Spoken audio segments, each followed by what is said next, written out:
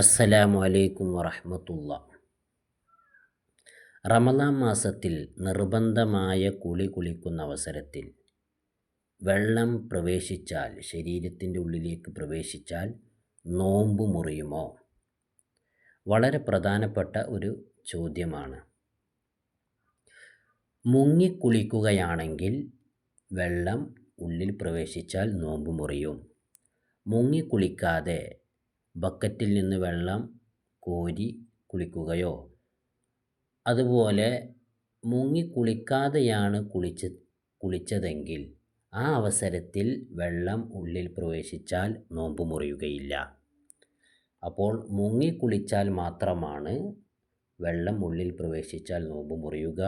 മുങ്ങിക്കുളിക്കാതെ വെള്ളം കോരിയോ മറ്റോ കുളിക്കുന്ന അവസരത്തിൽ വെള്ളം പ്രവേശിച്ചാൽ നോമ്പ് മുറിയുകയില്ല.